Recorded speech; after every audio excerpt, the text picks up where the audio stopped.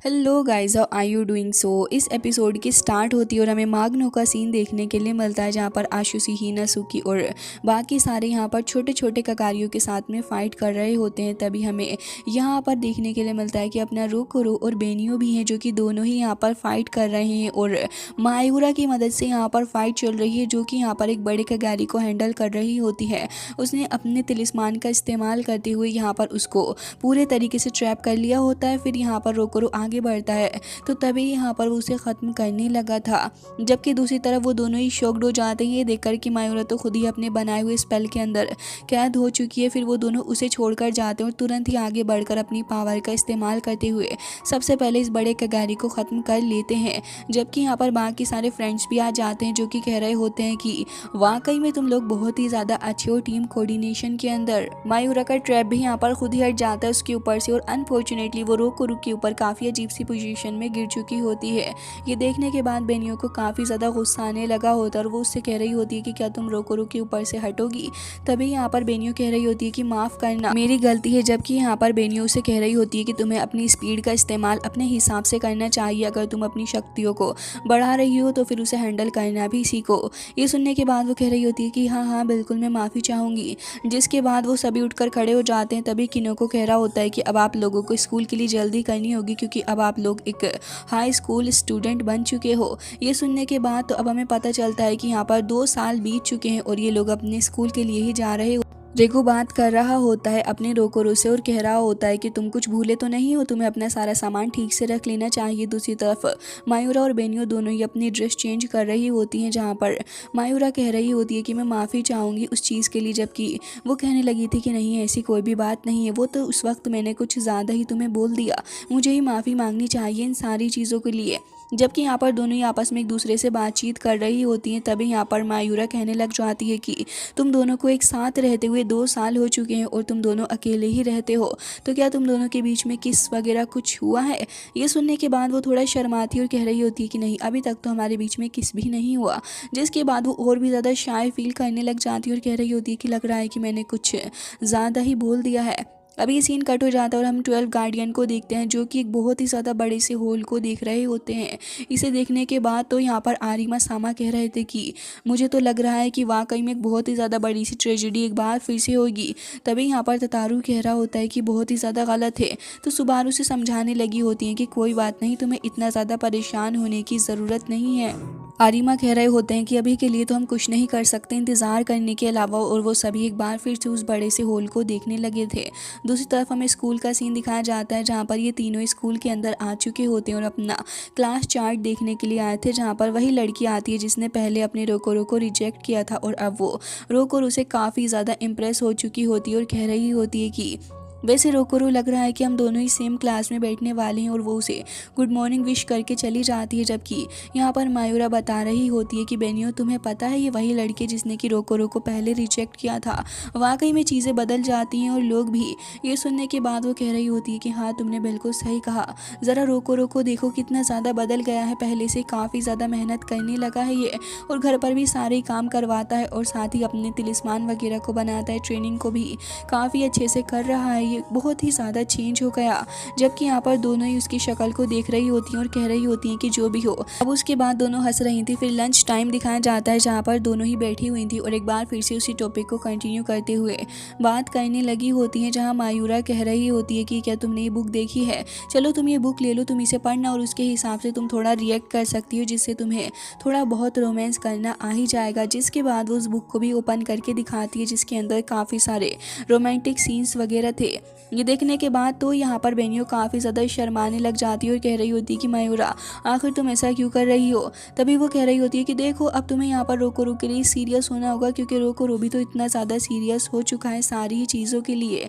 घर आने के बाद अब यहाँ पर ये दोनों ही आपस में बातचीत कर रहे होते हैं काम करते हुए। तभी यहाँ पर बेनियो कहने लग जाती है कि रोकोरो, क्या मैं तुमसे कुछ पूछ सकती हूँ।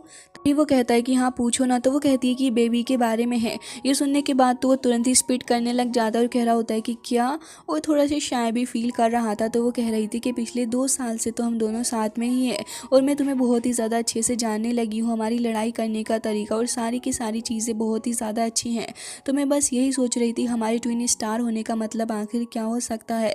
तभी रोकोरो कह रहा होता है कि हाँ, तुमने बिल्कुल सही कहा इस बारे में, तो मुझे भी यही लगता है कि हम दोनों ही ट्विन स्टार हैं और दोनों की काफ़ी ज़्यादा सिमिलैरिटीज़ अब होने लगी हैं। तो क्या यहाँ पर तुम मीको के बारे में बात कर रही हो? तो सच बताऊं तो मेरे दिल में भी ये बात है कि मैं भी तुम्हारे साथ हमेशा रहना चाहूँगा। जबकि वो यहाँ पर कहने लगी थी कि हाँ, और मैं भी ऐसा फील करना चाहती हूँ कि आखिर बेबी होने के बाद कैसा फील होता है।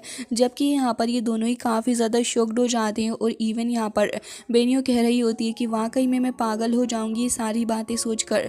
फिर वो बात लेने लगी थी और एक बार फिर से यहाँ पर इन सारी चीज़ों के बारे में सोच रही होती है। जबकि हमें सिटी के अंदर एक जगह पर काफ़ी ज़्यादा वियर्ड सा होल दिखाया जाता है, जो कि कुछ वक्त बाद यहाँ से गायब भी हो चुका था। अगले दिन यहाँ पर वो खाना बना रही होती है और यहाँ पर रोकोरो एक्सरसाइज कर रहा होता है। तभी न्यूज़ पर वो सुनता है एक मास इन्फेक्शन के बारे में और जैसे ही उसे पता चलता है तो वो एक बार फिर से इसके बारे में सोचकर परेशान होने लगा था। तभी बेनियो ने यहाँ पर अपना वियर्ड सा खाना बना लिया होता है, जिसको देखने के बाद रोकोरो के तो लग चुके होते हैं और कह रहा होता है कि फिर से ही खाना होगा।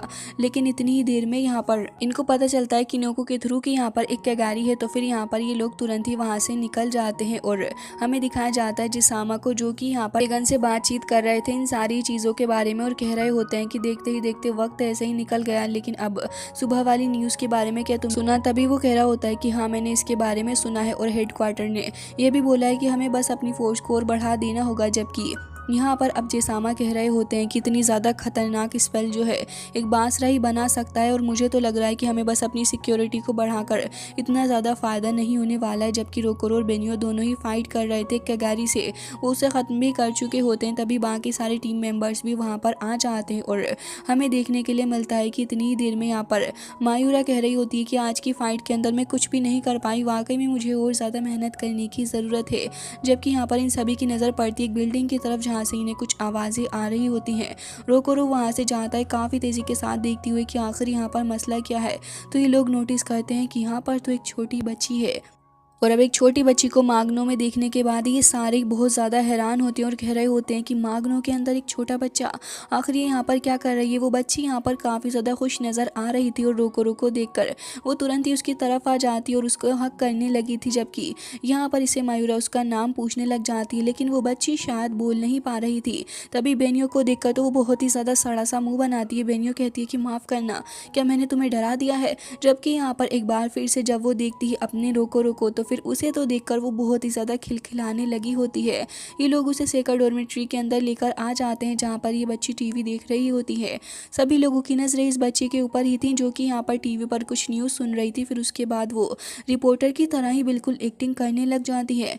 ये देखकर ये सभी हैरान थे और ग्रेनी कह रही होती है कि मागनो के अंदर एक बच्चे का मिलना वाकई में काफ़ी ज़्यादा अजीब है। पीछे से जिसामा और सेगन भी यही कह रहे होते हैं कि लग रहा है कि हिस्ट्री एक बार फिर से खुद को दोहरा रही है। एंड गाइस, हमें देखने के लिए मिलता है कि असल में पास्ट के अंदर रोकोरो भी इन लोगों को यहीं मागनो के अंदर से मिला हुआ था और अब फिलहाल में जब ये इस बच्ची को देखते हैं तो इसे देखकर ये फिर से काफ़ी हैरान होते हैं। जबकि हमें दिखाया जाता है कि यहाँ पर रोकोरो बैठा हुआ था, तो वो बच्ची रोकोरो को देखने लग जाती है। फिर अचानक से ही वो उसे देखकर उसे पापा बुलाने लग जाती है। ये देखने के बाद कि वो रोकोरो को पापा बोल रही है, सभी लोग काफ़ी ज़्यादा शॉक्ड हो जाते हैं। लेकिन रोकोरो कहता है कि मैं पापा कब से बन गया। जबकि यहाँ पर मायूरा कह रही होती है कि अगर रोकोरो तुम्हारा पापा है तो इस हिसाब से तो बेनियो तुम्हारी मदर हुई है ना। ये सुनकर यहाँ पर बेनियो थोड़ी शर्माने लग जाती है और वैसे वो बच्ची उसे कुछ खास पसंद भी नहीं आ रही थी, क्योंकि वो बच्ची यहाँ पर न जाने क्यों ही चिढ़ रही होती है बेनियो से। जबकि यहाँ पर सभी लोग उससे उसका नाम पूछने लग जाते हैं, तो वो बच्ची अपना नाम बता ही नहीं पाती। सभी लोग धीरे धीरे करके अपना अपना नाम बच्ची को बताने लग जाते हैं और लास्ट में उसका नाम फिर से एक बार पूछते हैं तो वो फिर से कुछ भी नहीं बता पाती, बस स्माइल कर रही होती है। तो रोकोरो ये देखकर समझ जाता है कि शायद से इस बच्ची का कोई नाम ही नहीं है और ये सोचकर कि इसका कोई नाम नहीं है, रोकोरो कहता है कि ठीक है, मैं तुम्हारा नाम आज से साई रखता हूँ। ये सुनने के बाद बच्ची बहुत ही ज़्यादा खुश हो जाती है और कह रही होती है कि तो बहुत ज़्यादा अच्छा नाम है। फिर रोकोरो जेसामा से कह रहा होता है कि बच्ची को मैं अकेला भी नहीं छोड़ सकता, क्या मैं इसे घर ले जा सकता हूँ।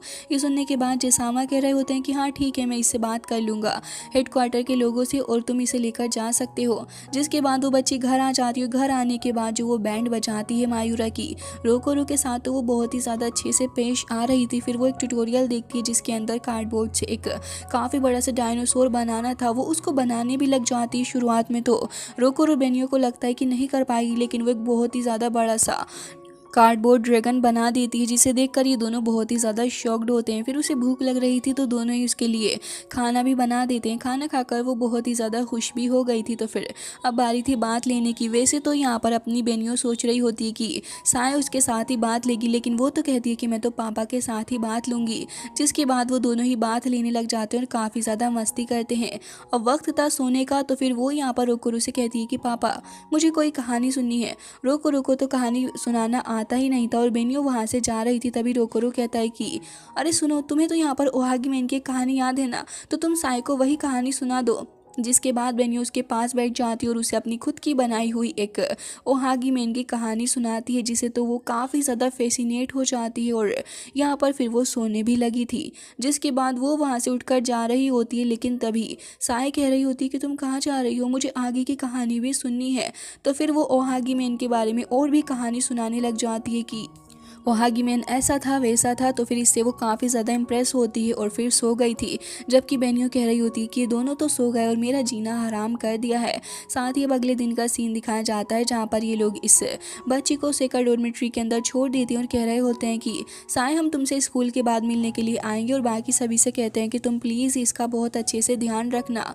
जिसके बाद साय भी कह रही होती है कि तुम दोनों भी जल्दी आना, मैं तुम्हारा इंतज़ार करूँगी।